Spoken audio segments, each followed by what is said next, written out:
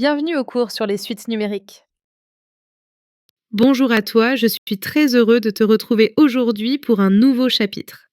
Nous allons travailler ensemble sur un thème essentiel du programme de première spécialité mathématiques, les suites numériques. L'objectif de cette séance est simple. Comprendre ce qu'est une suite numérique, savoir comment elle est définie, reconnaître différents types de suites et analyser leurs variations. Ne t'inquiète pas si cela te semble un peu abstrait au début, on va avancer pas à pas, tranquillement, et tout va s'éclairer. C'est parti, tu es prêt?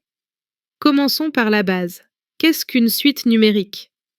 Une suite numérique, que l'on note U de n, est une succession de nombres réels ordonnés. Cela signifie simplement que l'on a une liste de nombres, rangés dans un ordre bien précis. À chaque entier naturel n, que l'on appelle le rang, on associe un nombre réel que l'on note U de n.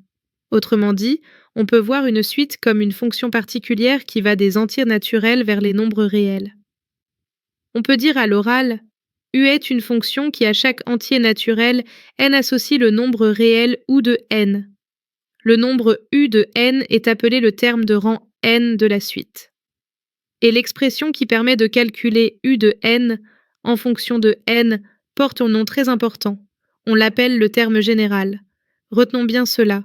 Une suite, c'est une fonction, mais une fonction définie uniquement sur les entiers naturels, donc avec des valeurs discrètes, et non continues comme celles que tu as vues en classe de seconde. Dans un instant, nous allons illustrer tout cela avec des exemples concrets de suites numériques. Exemple de suite numérique. Voici notre premier exemple, une suite arithmétique. On considère la suite suivante. 1, 4, 7, 10, 13, 16, et ainsi de suite. Si on organise ces valeurs dans un tableau, on voit que au rang 0 correspond le nombre 1, au rang 1 correspond le nombre 4, au rang 2 correspond le nombre 7, au rang 3 correspond le nombre d'x, et ainsi de suite. Analysons maintenant cette suite. À chaque fois, on obtient un nouveau terme en ajoutant 3 au terme précédent. La variation est donc régulière, constante. C'est exactement ce qu'on appelle une suite arithmétique. Le terme général de cette suite est alors U de n égale 1 plus 3 fois n. Passons maintenant à l'étape de vérification. Si je prends n égale 2, U de 2 est égal à 1 plus 3 fois 2, ce qui donne 7. Parfait, le calcul confirme bien la suite. Maintenant que tu comprends le principe d'une suite arithmétique, passons à un autre type de suite très important. Exemple 2. Suite géométrique. Observons maintenant la suite suivante. 3, 6, 12, 24, 48, 96, et ainsi de suite. Dans le tableau, on voit que chaque rang correspond à une valeur qui double par rapport à la précédente. Analysons. Chaque terme est obtenu en multipliant le terme précédent par 2. La croissance devient de plus en plus rapide, ce qui est typique des suites géométriques. Le terme général est alors v de n égale 3 fois 2 à la puissance n, que l'on lit à l'oral, 3 fois 2 puissance n. Vérifions cela ensemble. Si n vaut 4, v de 4 est égal à 3 fois 2 puissance 4, c'est-à-dire 3 fois 16, ce qui donne 48. Tout est cohérent. Bravo! Nous allons maintenant découvrir une suite très célèbre, un peu différente, définie autrement. Exemple 3. La célèbre suite de Fibonacci. Voici la suite de Fibonacci. 1, 1, 2, 3, 5, 8, et ainsi de suite. Dans le tableau, on observe que les deux premiers termes valent 1. Cette suite est définie par récurrence. Cela signifie que chaque terme dépend des termes précédents. Plus précisément, W0 est égal à 1, W1 est égal à 1, et pour tout entier naturel n, W de n plus 2 est égal à W de n plus 1 plus W de n. Autrement dit, chaque terme est la somme des deux précédents. Faisons un calcul ensemble. W de 4 est égal à W de 3 plus W de 2, c'est-à-dire 3 plus 2, ce qui donne 5. Simple, logique et très élégant. Maintenant que tu sais reconnaître différents types de suites, voyons comment on peut définir une suite. Définir une suite de manière explicite. Une suite est définie de façon explicite lorsque, pour tout entier naturel n, on aura u de n est égal à f de n. Cela signifie que l'on peut calculer directement n'importe quel terme, sans connaître les précédents. Premier exemple, u de n égale 3 fois n plus 5. Si je veux calculer u de 10, je fais 3 fois 10 plus 5, ce qui donne 35. Deuxième exemple, v de n égale 2n moins 1 sur n plus 1.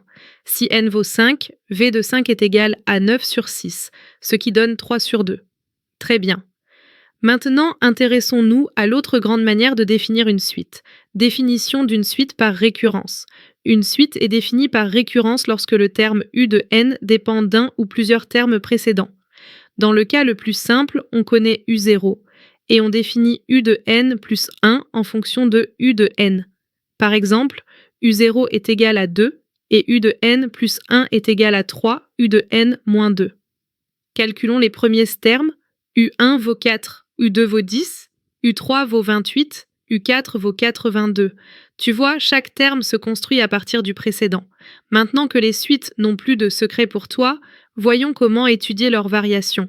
C'est quoi la variation d'une suite? On considère une suite définie sur les entiers naturels. On dit que la suite est croissante si U de n plus 1 est strictement supérieur à U de n. Elle est décroissante si U de n plus 1 est strictement inférieur à U de n. Une suite qui est croissante ou décroissante est appelée une suite monotone. Voyons maintenant deux méthodes classiques pour étudier ces variations. Première méthode, par différence. On considère la suite. U de n égale 3, n-2 sur n plus 1. On calcule la différence U de n plus 1 moins U de n. On obtient 5 sur n plus 2 fois n plus 1, et cette expression est strictement positive, donc la suite est croissante. Passons maintenant à la méthode par quotient. Deuxième méthode, par quotient. On considère la suite, v de n égale 2 puissance n sur 3 puissance n. On calcule le quotient v de n plus 1 sur v de n. On obtient 2 tiers, et 2 tiers est strictement inférieur à 1, donc la suite est décroissante.